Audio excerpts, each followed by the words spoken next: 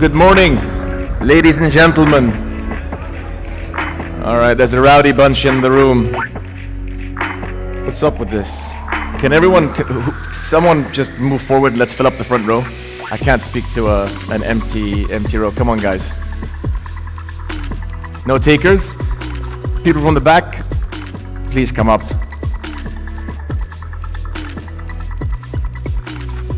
خلفان. صباح الخير. هلا حبيبي.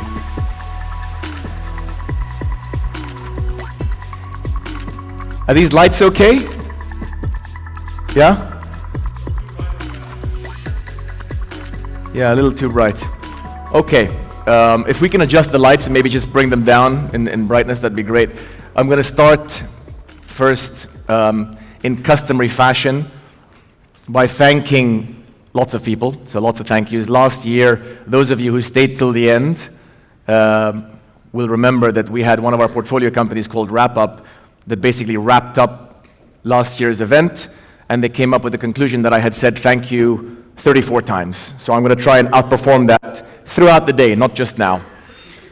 So first of all, I'd like to thank our sponsors without whom we couldn't put today on. We were just talking and with a few people backstage that most of the activity and the events that take place are entrepreneur focused, and people seem to forget about the investor community. So we're proud to be able to bring this to everyone. We did this 3 years ago.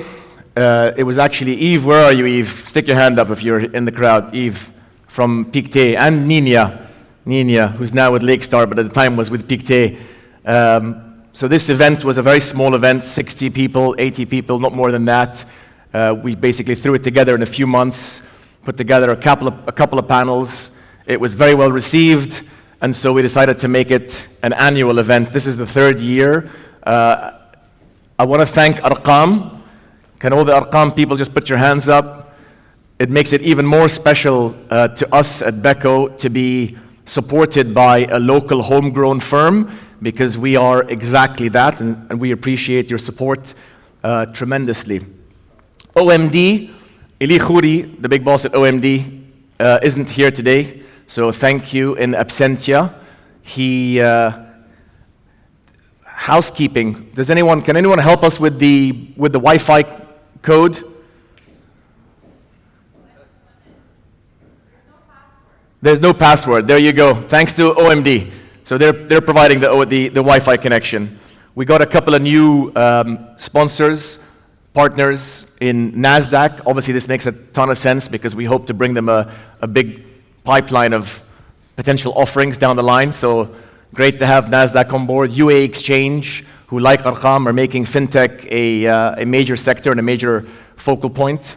So thank you all. Thank all of you for being here today, because without the sponsors, obviously there's no event, and without you, it's pretty futile. So I just want to make one observation. So this is obviously an investor conference. For the most part, almost 90-some% of you are from the investor community, so feel safe. The whole point of today is that you are inspired. We have an amazing lineup. You've got the programs on your desks in front of you. You can also Google BOOSTMENA.com to see it digitally on your phones. And we have a great day lined up. So be inspired, make new connections in the global community, let alone in the regional community, and strengthen existing relationships. All right, so I'm going to spend hopefully 5 minutes. I always say 5. I'm most likely going to overrun. I can see a timekeeper here giving me 7 minutes. So I'm going to try and set the scene here and keep it very, very high level. As a kid growing up in Dubai, something used to bother me tremendously about the way we do business. And I never knew what that was. I used to look around and think, what is our economy made of? What are we doing here in this part of the world? And it turns out that, for the most part, we're traders. And the problem with trading is it's a low-value economy. So as I grew up and became an entrepreneur, and now look at the world from an investor's perspective, it was clear to me that the real value is in the IP. The real value is in the brand. The real value is in production. And so the beautiful thing about technology is it's a level playing field. We can not just produce for ourselves, we can actually produce for the world, for a change. And so this is why, for me personally, tech is so important to us as a people and as a region. And last week, we signed an MOU in the presence of His Highness to be part of the founding members of Area 2071. I won't go into much detail. You can Google Area 2071. It's basically a cluster of innovation in the Emirates Towers, right under His Highness's eyes, to make sure that the centennial plan, which is when this country is 100 years old, is firmly in the hands of innovation. And why is this important to us? It's important to us because our vision from day one has been to make the region a better place, to improve the region through technology, entrepreneurship, and innovation. Guess what? When His Highness announces Area 2071 and says, we want to solve global problems, we want to go find problems, look for them, and bring them and figure out how to solve them, it actually emboldened us to upgrade our vision and say, you know what? We can make the region a better place, but we can actually contribute to global impact. And we're delighted to be able to dream in that light. So back to my personal journey. So I look at the UAE economy and I say, what's it made up of? And for the most part, we're taking care of ourselves as a local economy, for the most part. Obviously, we're big oil and gas producers, but that's a government sector. It's not a private sector. I'm talking about the private sector. And we come back to the fact that we're traders. And if we're going to build, maybe this is, so those of you that know me, I'm half German. Maybe this is like my German side kicking in, saying we have to produce, high-value goods and services for the world, which they do, and which is why they're such a powerful economy. I don't know what it is, but clearly there's something wrong with the picture. When 6 of the most valuable companies in the world, I don't know if these are the most valuable 6 companies in the world, but they're certainly 6 of the most valuable companies in the world, are all tech companies, yet our economies look like this. There's something wrong with that picture. There's a tremendous mismatch, and we need to fix that, and we will fix that. Whether we do anything about it or not just depends on how quickly we address this impending opportunity. So, what makes this even more awkward is that across the globe, I know there's someone from the Wall Street Journal here. Did you know that last month, on the 7th of October, Wall Street Europe stopped distributing the newspaper? No more print run. It is a digital business. 50% of their revenues come from digital, and a significant amount of their revenues, and the same thing with the Financial Times. So it's becoming mainstream. Another huge moment, we live, eat, and breathe this ecosystem and the global change that's taking place. But did you know that in 2017, this year, internet, that thing that's almost 20 years old, has displaced the granddaddy of all mediums, the television, in spend. More money is spent now on the internet, digitally, than there is on TV. We've just taken that, we've just taken the accolade from television, the granddaddy of all mediums. A lot of our conversations with the traditional world revolve around technology. And a lot of the traditional folks are embracing technology in their business to basically try and do things more efficiently. And that's fantastic. But the problem with that is if you do it really well, you just about stay relevant. Technology is not just reshaping existing industries and making them more efficient, but that's, in our mind, you just keeping up with the times. It's actually creating new business models. We've seen what's happening in energy. We've seen what's happening in the real estate business. We've seen Thomas Cook go bankrupt twice because They've tried to become a digital business, and it's a very, very different proposition. I keep saying to the folks from the non-digital world that to build a digital business, and I encourage you to ask this question to people throughout today, is an entirely different animal altogether. It's a different set of skills, a different mindset, it's a different outlook, it's a different work style, it's different metrics, it's everything. And those traditional businesses that have tried, there have been very few success stories. And by the way, I know a lot of you are from the banking community, so I'm delighted for those of you who are placing a big emphasis on fintech, but the banks aren't safe either. It's coming to everyone. The great news is that there's going to be a tremendous amount of M&A, because the old guard who have tried for quite a while to build digital businesses have eventually had to go out and buy something meaningful to stay relevant. And it's not, I don't mean it disrespectfully, it is just a fact. And we're extremely excited about what that brings, not just from strategic investors to spur M&A, but also from local, regional players who have either struggled to keep up or have missed the boat. The problem with M&A is that it's a thankless task, because damned if you do and damned if you don't. Walmart, for 10 years, everybody, including myself, and I'm sure a lot of you in this room have been lambasting them as having been asleep at the wheel and having missed the digital revolution. And they, there's probably a little bit of truth to that. They've tried everything. But then they go and they buy Jet.com for $3.3 billion, and they're laughed at by the same pundits who said they didn't do enough. Now it's become the most expensive acqui-hire in the world.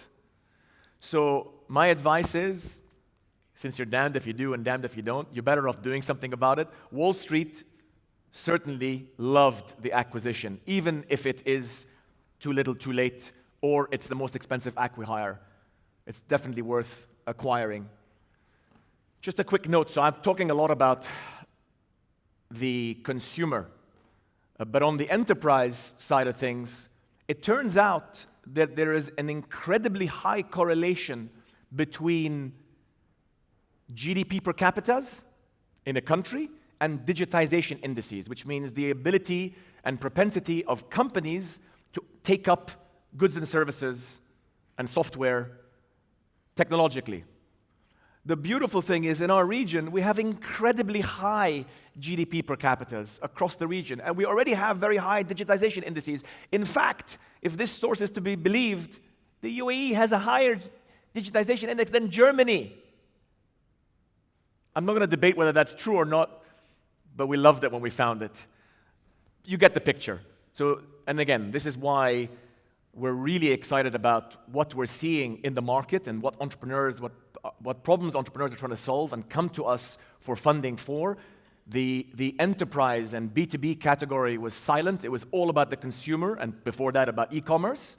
It's now becoming a lot more about enterprise. And you'll hear from Nico. Are you in the room? Nico from Argentina. Hey, buddy.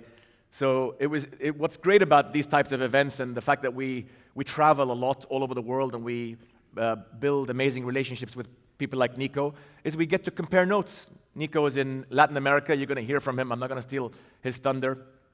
He's going to be talking with Yusuf about what they're seeing in LATAM. What's awesome is we feel we're just a couple of years behind him. So there's a nice arbitrage of information there, but let's keep that in this room. So back to the consumer. So this is the top 25 countries in the world as far as mobile smartphone penetration is concerned. 3 of the top 25 in the world are 3 biggest markets: UAE, Saudi, and Egypt. Number 7, number 10, and number 25. I think it says 24 there, but I actually think it's like 17. Doesn't matter. You get the picture. So we're connected. We have a massive market. We have just those 3 countries are 140 million people, of which approximately 70 million are connected with pretty fast. Salah al-khair. Tfaddal. Irkham in the house. with pretty impressive broadband connectivity, as you can see from running around the region. We've all got multiple phones, and we've all got 17G. Mohammed Ja'far, the founder, or at least one of the founders of Talabat, couldn't be here with us today, unfortunately, but I just want to say something about this story. So when we look at companies, unfortunately, we're way behind the rest of the world. Not unfortunately, we are. And the cool thing about that is we have to wait till these companies become big, because a small sample pool is not very useful. But when you have big businesses generating tens of millions and hundreds of millions of dollars, that becomes an interesting sample pool. Well, guess what? It turns out that the businesses that we invest in, or that we look to invest in, have the highest revenue per user on planet Earth. Take that to the bank. Think about that for a moment. In Little MENA,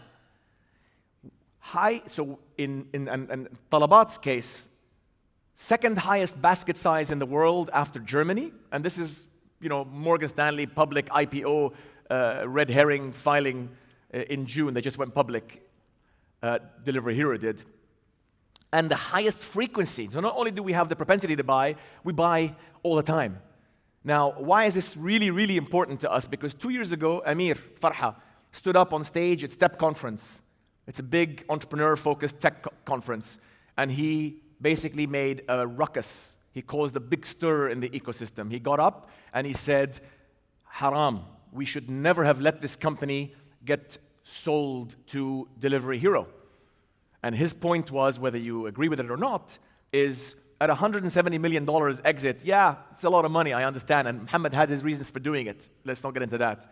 But if we, not we as Beko, if we collectively had backed him with $20, $30 million, the investor community at large, you folks in this room here, we would have captured a lot of that value ourselves. Do you know that in June, when Delivery Hero went public, approximately, from the red herring, from the IPO filing, 40% of the value of Delivery Hero's IPO came from MENA. 40%, and this is a company that operates in most countries in the world, in every continent in the world. They're in Russia, they're in Eastern Europe, they're in Central Europe, they're in Western Europe, they're in Latin America, they're everywhere. 40% of the value. So that's, several billion dollars. And again, I'm glad he was proved right, because a lot of people said that bullshit. Pardon my French, that's not a unicorn in the making. Well, guess what? In 2 years' time, it became an incredibly valuable jewel in the crown of Delivery Hero. And by the way, the same applies to these other companies. You can prod some of them, and later on they'll be in the room, they'll be on stage. So bring it home. What are we doing? We are investing in companies that are solving, through technology, enterprise, local problems, but they can export those, and it's local innovation. It's not copying some other model. And I know that the Bayzat guys are in the house. I haven't seen them. Hands up, Talal, where are you? Hey. We're investing in companies based here in the Middle East. This one is in Beirut, that are basically serving a global audience, people who are using the product and are addicted to the product, an incredibly high active proportion of users, and are planning to roll out an enterprise product across the globe. This is identity and password management.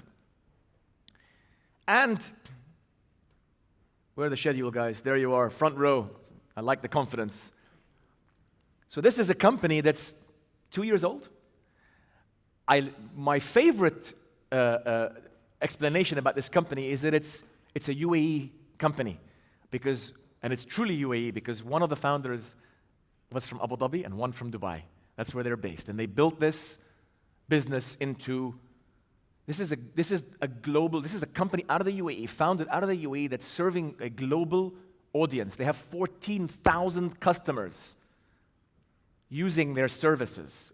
They serve the beauty segment, salons, spas, etc., to give them technology to run their businesses, scheduling, booking software, accounting packages, blah, blah, blah. And it's all very simple, drag and drop, and so on and so forth. This is a company where 33% of their customer base, that's 3,500, if I'm doing the math right, 4,000 in the United States of America. How cool is that we have a company based in the UAE that's not even 2 years old that's serving guys in the US where we thought we could never do that. We come back to Area 2071. It can be done. And they've processed $1.5 billion year to date of bookings through their system. I mean, how? Round of applause, guys, seriously. So I'm going to shut up now and just, those of you that haven't joined the revolution, I'm going to ask you to hopefully, again, be inspired, make new relationships, solidify existing ones. I'm going to hand it over to David Rowan.